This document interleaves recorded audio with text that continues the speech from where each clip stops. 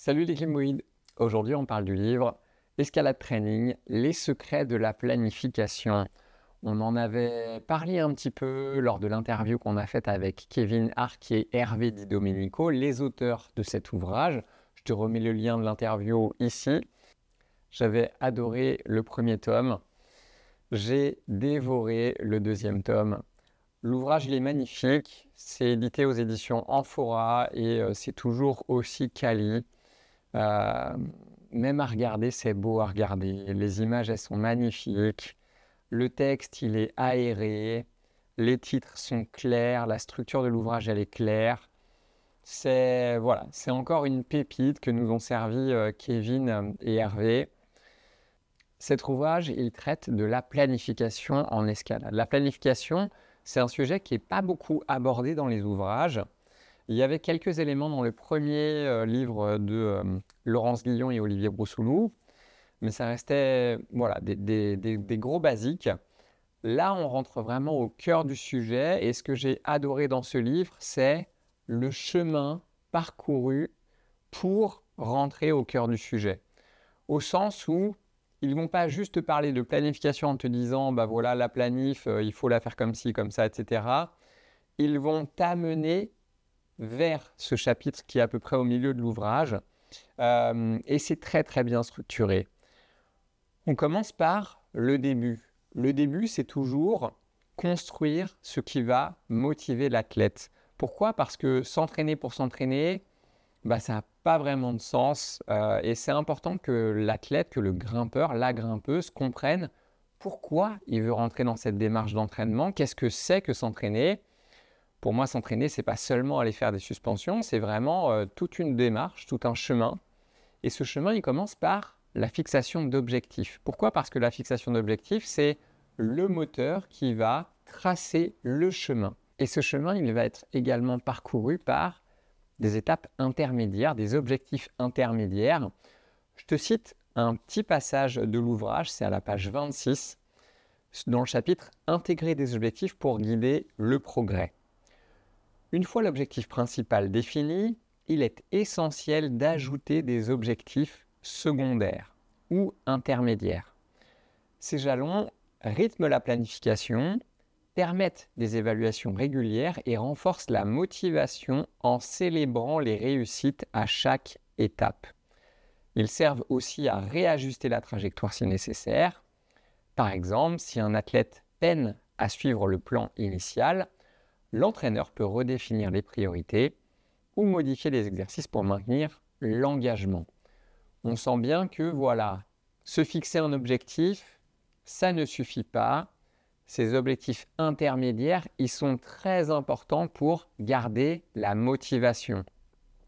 On en parlait un petit peu avec Camille Couder quand il nous expliquait comment garder la motivation quand on travaille un projet extérieur vraiment à sa limite et qu'on va devoir faire 50, 100 sessions dans son projet avant d'en arriver à bout. On sent que ces objectifs intermédiaires, ils sont autant importants que l'objectif final.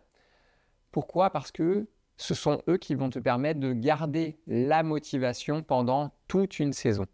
Le chapitre suivant va traiter de l'identification des qualités de l'athlète. C'est identifier la cible, l'objectif, qu'est-ce que tu as envie de grimper, à quelle compétition tu as envie de participer, etc.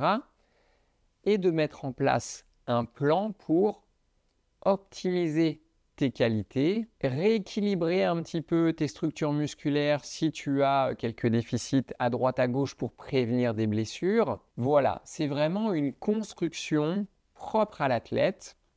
Et donc, dans ce chapitre, ils vont t'expliquer comment identifier les qualités et les points à travailler pour un athlète. Ensuite, on va rentrer dans un chapitre qui va être un petit peu théorique sur les notions d'entraînement, sur quelles sont les qualités qu'un grimpeur ou qu'une grimpeuse doit développer pour être performant en escalade. Donc, on est toujours un petit peu dans le théorique. Et ils vont insister sur une notion importante, c'est la progressivité de l'entraînement. On dit toujours que quand on s'entraîne, il faut avoir une augmentation de la charge progressive. Mais dans aucun ouvrage jusque-là, je n'avais vu une notion de quantification de la charge. Et bilan, beaucoup d'athlètes, beaucoup de grimpeurs ou grimpeuses amateurs peuvent se dire que voilà, faire progresser la charge, c'est en fait faire des semaines où on va faire plus de grimpes et des semaines où on va faire moins de grimpes. Des semaines où on va faire un peu plus de physique que d'habitude, des semaines où on va faire un peu moins de physique que d'habitude. Là, ils proposent une vraie définition de la charge et on voit bien que cette charge, ce n'est pas seulement un volume de travail. On voit que cette charge, elle dépend également de l'intensité des exercices pendant les séances, du volume des séances bien sûr, de l'implication mentale, de l'intention dans les séances également. Et donc, ils expliquent que ce travail de coach, d'entraîneur, il va vraiment avoir une casquette, un rôle important dans le calcul de la charge pour faire en sorte que, au fil des mois d'entraînement, on va pouvoir faire augmenter, baisser la charge pour récupérer un petit peu, remettre de la fraîcheur avant de remettre une dose, etc. etc. Mais que cette charge, ce n'est pas seulement lié à un volume d'entraînement. Au-delà du livre, dans ce livre, tu as à la fin du livre un QR code qui te permet de télécharger des fichiers qui vont te donner des tableaux et un vrai outil de planification. Et ces tableaux, ils vont te donner des références de charges en fonction de plein de séances types. J'ai trouvé ça vraiment bien fait, vraiment intelligent. Donc bravo à vous, Kevin, Hervé, pour le travail accompli parce que c'est un sacré taf, sincèrement. Et à la page 145 du livre, tu vas retrouver ce tableau que tu peux télécharger grâce au QR code qui, en fonction de différents exercices, te donne un indicateur en termes de volume, d'intensité, de complexité et au final une charge, une idée de la charge de cette séance type. Il y a un autre tableau à la page 168 qui te donne des niveaux de vigilance liés à la fraîcheur requise pour faire l'exercice. Ça parle de beaucoup de choses. Ça parle de récup active, d'abdos au sol, de travail en dalle, en sensation, mais aussi de tirage sur des prises lestées, d'exercices aux anneaux en TRX, de cardio, de footing, d'endurance au seuil, en grimpe, etc. Il y a beaucoup d'exemples avec une recommandation de temps minimal également entre deux séances successives. Et ça, sincèrement, c'est un autre outil hyper utile que tu peux télécharger grâce au petit QR code. Dans l'ouvrage, ils vont également parler de ce qu'on appelle la surcompensation.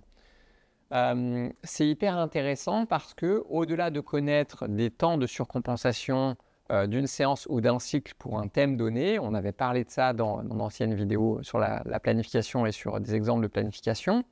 Voilà, on retrouve cette notion et je trouve que c'est abordé de façon très pédagogique. Ça veut dire que si tu n'y connais rien, tu vas vraiment apprendre comment ça marche et surtout tu vas comprendre que avant tout, cette démarche d'entraînement, c'est le fait de stimuler le corps pour qu'il s'adapte. Et on retrouve ces gros basiques, à savoir que si tu fais une séance par semaine, d'une semaine à l'autre, tu auras presque pas d'adaptation si dans cette seule séance, l'intensité n'a pas été suffisante. Et il te parle vraiment de toute cette complexité qui va mixer le rythme des entraînements et l'intensité qu'il faut y mettre en fonction de si tu fais une séance, deux séances, etc., etc., etc. Et on retrouve le fait que pour progresser, il faut trouver un bon équilibre entre la charge d'entraînement et les jours de récupération, les jours entre les séances, pour que ton corps soit stimulé, mais pour que ton corps ne passe pas en surentraînement.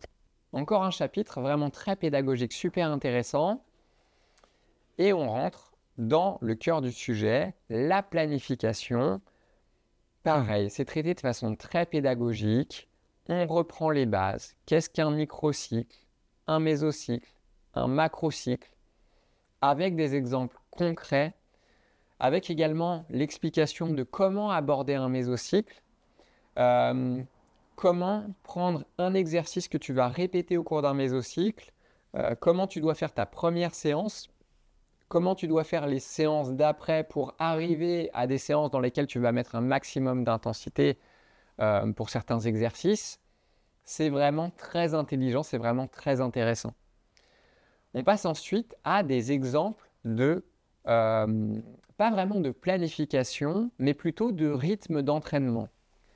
Et ça, j'ai trouvé ça génial. Franchement, les gars, vous avez assuré parce que c'est hyper pertinent.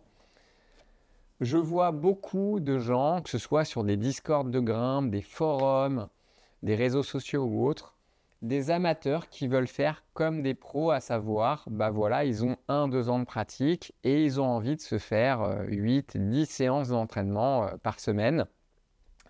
Et là, dans l'ouvrage, on parle vraiment de ça. On parle de ces différentes étapes dans la vie d'un grimpeur ou d'une grimpeuse où, bah voilà, au début, pour progresser, c'est les débuts. 2 séances par semaine suffisent. Et donc, ils te mettent un petit planning avec un exemple de placement de ces 2 séances. Et puis ensuite, ils t'expliquent comment tu peux passer avec un peu plus de maturité à 3 séances, puis plus, jusqu'à ce modèle des grimpeurs qui vont en Coupe du Monde, qui peuvent avoir entre 7 et 11 séances dans une même semaine. Et il t'explique comment c'est structuré de façon assez, c'est très vulgarisé, c'est hyper accessible. Et ensuite, on rentre dans des exemples de planification en fonction du profil du grimpeur. C'est hyper intéressant. Donc, quels sont les profils de grimpeurs qui sont abordés? Premier profil, un athlète international en bloc. Donc, c'est un athlète qui va participer à des Coupes du Monde ou des Coupes d'Europe. Donc ça, ce chapitre, il peut être hyper intéressant plutôt pour un coach, on va dire, on va pas se mentir, hein, voilà, plus que pour le commun des grimpeurs, puisque la plupart de ces grimpeurs qui vont en Coupe du Monde ont des coachs, hein, voilà, beaucoup de grimpeurs amateurs ont des coachs également de nos jours pour les aider à progresser et baisser aussi un petit peu leur charge mentale puisqu'ils n'ont pas à faire leur planif eux-mêmes, avec des exemples, grimpeurs de bloc, grimpeurs de difficulté. Et puis ensuite, on rentre avec un autre profil, un profil qui m'a vraiment parlé. Exemple d'un grimpeur adulte en bloc. Donc ce grimpeur adulte en bloc, il faut comprendre que c'est un grimpeur qui a vraiment 5-10 ans de pratique. En gros, il veut réussir du 7C en extérieur et il veut être régulier dans l'avant-dernière couleur de sa salle. C'est grave mon profil. C'était excellent. Donc, je l'ai dévoré, voilà, avec un descriptif de chacun des cycles sur une année complète. Donc, c'est vraiment très riche. Ça ne va pas te dire quelle séance faire dans quel microcycle et dans quel mésocycle, mais ça permet de structurer, de donner une idée de comment structurer l'année. Et puis, enfin, on traite un autre profil qui est l'exemple d'un grimpeur de 16 ans ou moins ou d'un grimpeur adulte ayant peu de vécu. Donc, en gros, là, on est sur des grimpeurs qui ont moins de 3 ans de pratique. Et même principe, ils vont te proposer une planif sur une saison fédérale, à savoir de septembre à fin mai, avec des idées de mésocycle, etc. Donc ça peut être intéressant pour un grimpeur lambda qui veut essayer de se créer une planif lui-même. Ça peut être intéressant. Ça peut être également intéressant pour des coachs en club qui veulent structurer l'entraînement de leurs grimpeurs. Voilà. Toujours super intéressant. Le petit détail qui tue, franchement, et là, bravo aux éditions Amphora, parce que les petits tableaux, en fait, ils sont sur 2 pages. Et comme tu peux le voir ici dans ces quelques images, voilà, là, dans le pli du bouquin, tu vois, ils ont fait exprès d'augmenter la taille de la case pour que ce soit lisible quand tu parcours le livre, pour que tu ne sois pas gêné par la pliure du livre. Franchement, ce livre, il est hyper quali. Ils abordent ensuite un sujet intéressant qui est l'importance d'une relation saine entraîneur-entraîné. Et ils abordent des sujets qui peuvent exister dans la vraie vie. Moi, je ne m'y connais pas trop là-dedans, je t'avoue. Mais voilà, le côté un peu transfert, le côté Responsabilité aussi du coach vis-à-vis de ses athlètes, responsabilité aussi des parents vis-à-vis des jeunes grimpeurs. Je vais te lire ce chapitre sur l'obsession du poids corporel, un danger sous-estimé, parce que c'est un sujet que je trouve important. Le rapport poids-puissance est un paramètre clé en escalade, mais il ne doit pas devenir une obsession. Trop souvent, les entraîneurs, parfois sans s'en rendre compte, véhiculent des remarques qui peuvent être mal interprétées par les grimpeurs, surtout chez les plus jeunes ou ceux en quête de perfectionnement. Ces commentaires, même anodins en apparence, peuvent mener à des troubles du comportement alimentaire ou à des stratégies de perte de poids inadaptées. Si une réflexion sur la gestion du poids est nécessaire, on continue de se battre contre la gravité, on ne va pas se mentir, d'accord ? Elle doit impérativement être encadrée par un professionnel de santé qualifié, nutritionniste, médecin du sport et surtout ne jamais être imposée par un entraîneur ou un parent. Cette démarche doit venir du grimpeur lui-même et ne devrait être envisagée qu'à un très haut niveau.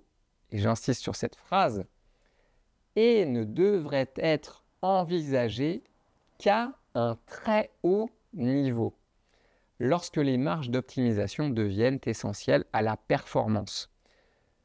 L'entraîneur a donc un rôle d'accompagnement et de sensibilisation en orientant l'athlète vers des experts compétents si la question se pose, mais en veillant à ne jamais alimenter une culture de la restriction ou du contrôle excessif du poids. Je redis une énième fois cette phrase, cette démarche doit venir du grimpeur lui-même et ne devrait être envisagée qu'à un très haut niveau. Ne vous prenez pas trop la tête sur la bouffe. Si vous mangez sainement, c'est déjà très bien. Voilà, c'est important de bien manger et de ne pas se restreindre. Vous avez besoin de carburant pour vos entraînements. Je ferme la parenthèse, je sais que je parle trop. Voilà. Un deuxième chapitre qui m'a marqué et que je vais te lire ici. L'influence des réseaux sociaux entre inspiration et danger. Les réseaux sociaux regorgent de contenus mettant en avant des exercices et des méthodes d'entraînement, parfois intéressants, parfois dangereux. Cependant, beaucoup de ces exercices sont réalisés par des athlètes de haut niveau, sous la supervision de coachs qualifiés, ce qui n'est pas précisé dans les vidéos. En général, tu vois juste le mec faire l'exercice 5 secondes et après tu scrolles sur autre chose. Leur reproduction sans encadrement peut mener à des postures inadaptées et à des risques de blessures.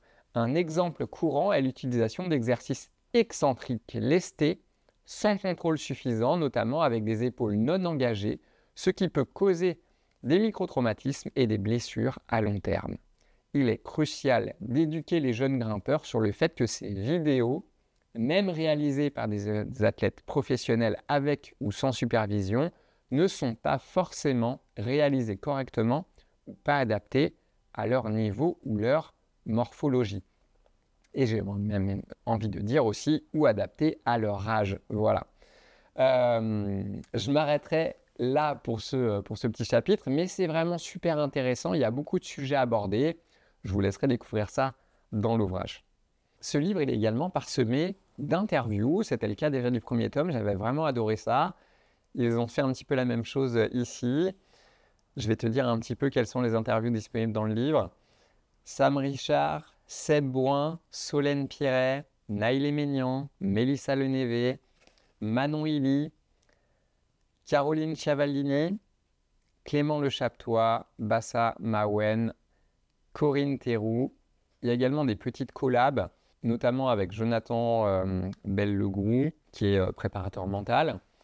Nolwenn Arc, elle nous parle de nutrition. Et à la fin de l'ouvrage, il y a également un petit passage avec le kiné Julien Rémilleux qui parle des blessures, de ce qu'il entend par prévention de blessures, de réhab, etc. On va faire un petit focus sur l'interview de Corinne Théroux. Corinne, je l'adore. Coco, je te fais des bisous. Corinne, elle a participé à des Coupes du Monde. Elle a terminé 3e principalement en bloc. C'est une grimpeuse hors pair, une athlète hors pair. Ça a toujours été une guerrière et je pense qu'elle sera une warrior pendant toute sa vie. Pour moi, c'est vraiment quelqu'un d'inspirant, de très très inspirant. Elle a fondé la Team Caillou. La Team Caillou, c'est un service de coaching à distance, mais également l'organisation de stages de perfectionnement. Si ça t'intéresse, voilà, je mettrai le lien dans la description de la vidéo. Moi, j'avais commencé le coaching par la Team Caillou et j'avais appris énormément de choses. J'avais fait de très belles rencontres. Voilà, allez jeter un petit coup d'œil, sincèrement, je vous le recommande. Je vais te lire quelques petits paragraphes de cette interview pour voilà, te donner un petit peu une idée de à quoi ça ressemble. Quelle est ta vision de l'entraînement des jeunes grimpeurs, moins de 16 ans? Doivent-ils garder une approche généraliste le plus longtemps possible? Il faut grimper, grimper et encore grimper. À cet âge, il est essentiel de ne pas se spécialiser trop tôt, car chaque forme d'escalade nourrit les autres. Là on parle de vitesse, de diff et de bloc. La diversité des styles et des supports est une richesse, surtout dans un sport aussi varié que le nôtre.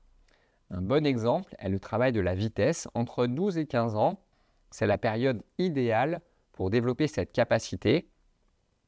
On sait que cela aura des bénéfices sur le bloc et la difficulté plus tard. Intégrer des courtes séquences spécifiques en début de séance peut être un vrai plus. Donc voilà, elle te file même des infos, des petites inputs comme ça, c'est toujours hyper riche. Qu'as-tu appris au fil de ta carrière d'athlète que tu as transmis aux grimpeurs que tu as accompagnés? J'ai compris que chaque grimpeur est unique, qu'il n'y a pas de modèle unique d'entraînement.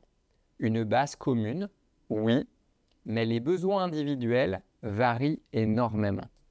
J'ai aussi appris que le mental joue un rôle fondamental. Certains parlent de pourcentage d'importance entre le physique et le mental, mais pour moi, ce débat est absurde. C'est un équilibre global qui doit être intégré dans l'entraînement au quotidien. Écouter les sportifs est essentiel. Ils en savent souvent bien plus qu'on ne le pense sur leur propre fonctionnement. L'exigence et la bienveillance sont pour moi les maîtres mots d'un bon entraînement. Un coach doit savoir être présent quand il le faut, mais aussi s'effacer au bon moment pour laisser l'athlète s'exprimer pleinement, notamment en compétition. Un athlète a-t-il particulièrement marqué son engagement ou son approche de l'entraînement? Il y en a plusieurs, bien sûr. Paul Jenf, Mejdi Schalk, les frères Duval, Arsène et Alistair. Mais si je devais parler d'engagement, Naïlé Ménian est sans doute celle qui m'a le plus impressionné. Elle est capable de tout donner en haut des blocs, au point de me faire peur plus d'une fois. Dans le même esprit, Alistair Duval, sur certaines compétitions, je préférais ne même pas regarder tellement son engagement était total. Et pour ce qui est du travail, Nolwenn Ark est simplement inarrêtable. Et là, tu tournes la page et tu tombes sur l'interview de Nolwenn Ark. Nolwenn Ark, c'est la sœur de Kevin. Elle a participé à des Coupes du Monde. Donc, grosse compétitrice. Elle a été championne de France senior en 2017 et en 2022. Donc, elle a ce vécu d'athlète de haut niveau et elle est nutritionniste à côté de ça. Elle propose des services d'accompagnement en nutrition. Ça reste un super contact. Donc, n'hésite pas à regarder sur Internet. C'est pareil, je mettrai le lien vers son site web dans la description de la vidéo. Ce n'est pas pour lui faire de la pub ou autre. Juste une petite expérience personnelle. Moi, j'avais contacté Nolwenn à une époque. J'avais fait une vidéo, j'ai perdu 4 kilos, machin et tout. C'est une époque où vraiment j'étais tombé dans une sorte de dérive où j'avais complètement arrêté de manger des féculents. Ouais, je sais, c'est complètement débile. Moi, je suis grand, je fais 1m83, je pèse entre 75 et 78 kilos, donc je suis un grimpeur lourd. J'avais envie de ressembler à ces athlètes. On voit les athlètes hommes en équipe de France qui font entre 55 et 65 kilos. Depuis, j'ai compris que je ne ferai jamais moins de 70 kilos. Voilà, mais j'ai mis du temps à l'accepter. Et j'ai eu cette période où j'ai voulu baisser mon poids un maximum pour essayer d'améliorer mes performances. Et Nolwenn, en parlant avec elle, elle m'a vraiment fait comprendre et elle m'a aidé à grandir. Elle m'a permis de comprendre vraiment cet intérêt des féculents, des glucides, que c'est le carburant, voilà, et que bah voilà, tu ne peux pas aller contre ta génétique. Et si tu n'es pas fait pour faire 55 ou 65 kilos, et ben c'est comme ça et c'est pas grave. J'aimerais bien interviewer des athlètes pour parler de ce sujet-là. J'ai quelques noms en tête. On en reparlera dans des prochaines vidéos. Lis son petit témoignage, il est hyper intéressant. Pourquoi? Parce que bah voilà, elle parle des bonnes pratiques, elle parle de bienveillance et elle donne beaucoup d'input, des petites idées de petit déjeuner, de repas, de comment gérer l'alimentation pendant une séance. On trouve ça aussi dans d'autres ouvrages sur la nutrition. On pourra en parler dans d'autres vidéos. Mais voilà, là, c'est quelques pages. C'est voilà, c'est court, c'est efficace. Au top, sincèrement au top. Et l'ouvrage, il va se terminer par comment construire une séance avec différentes étapes à suivre pour faire en sorte que cette séance, elle soit efficace. Je m'explique. C'est important quand tu fais des exercices de mettre de l'intention. Pourquoi? Parce que la force, elle va se développer en connectant ton cerveau à tes muscles. Et ça nécessite de l'intention, de l'investissement. Dans ce chapitre sur comment construire une séance, il te donne un parcours, un chemin pour faire en sorte que tu sois investi dans ta séance. Ça veut dire quoi? Ça veut dire que pendant ta séance, tu n'as pas envie d'aller scroller sur ton téléphone en même temps. Mais que tu sois vraiment investi et que tu mettes de l'énergie, de l'envie, que tu sois motivé. Et ça, je pense que c'est hyper important. Pourquoi? Parce que l'entraînement, l'entraînement, c'est aussi pendant tes séances de grimpe. C'est aussi le fait de faire des séances qui vont te servir à progresser. Mettre de l'intelligence dans ces séances. Je te laisserai découvrir ça dans l'ouvrage, mais c'est pareil, c'est vraiment très très bien fait. Et enfin, il te donne quelques exercices en fin de livre, des exercices de mobilité, des exercices de tenue de prise, des exercices pour progresser sur différents axes physiques. Ça rejoint un petit peu, ça fait un petit peu le pont avec le premier tome dont on a déjà parlé dans l'autre vidéo. J'ai vraiment adoré cet ouvrage. J'espère que cette vidéo t'a donné envie de le lire. En tout cas, moi, je l'ai vraiment adoré. Si tu aimes l'escalade, si tu aimes l'entraînement ou pas, ou si tu es juste curieux de savoir, voilà, d'en apprendre davantage sur l'escalade, eh bien, écoute, je te conseille vraiment ce livre. Je le redis, j'ai vraiment adoré. Donc voilà, tu le sens, ça vient du cœur. Hein. C'est pas pour leur faire de la pub, hein. Moi, j'ai rien à gagner là-dessus. Mais j'ai vraiment kiffé ce livre, sincèrement. J'arrête de parler. Si tu as aimé cette vidéo, n'hésite pas à liker, à commenter, à partager. Et sur ce, bonne grimpe et bon entraînement.